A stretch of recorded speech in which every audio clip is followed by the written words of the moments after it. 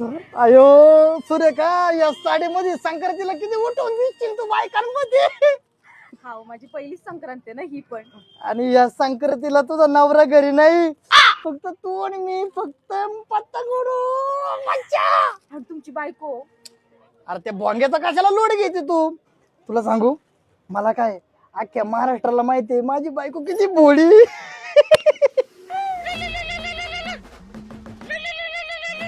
मसाड मारायची नाही, लगेच फोन आला तिचा. हाव, पण नाही उचललं. तिला एक वैताग आहे, थांब. काय हो? हॅलो. कुठं येतो तुम्ही? अगं बायको, तुला सांगितलं ना मी पाहुणचा प्रचार करायला आलेलो आहे. हा, चांगला जोरात प्रचार चालू दिसतोय. अगं भाऊंचा डावा हाते मी, तुला कळेल कसं नाही का? जबाबदारी माझ्यावर. हा का?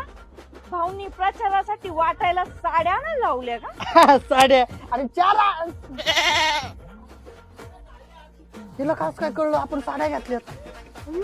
मोबाईलची सेटिंग बिघडली काय? व्हिडिओ कॉल सुरू झाला का? मोबाईल नाही, तुम्ही बिघडले. काय?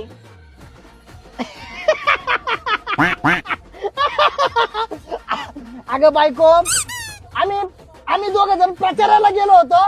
भाऊ म्हणले आता संक्रांत तोंडावर आली ना, सगळ्या बायकांसाठी ना साड्या घ्यायच्या, साड्या. हा. मग मी म्हणलं आईला सगळ्या बायकांसाठी साड्या घ्यायच्यात, मग आपली बायकोचा विचार आपण नाही करणार, मग कोण करणार?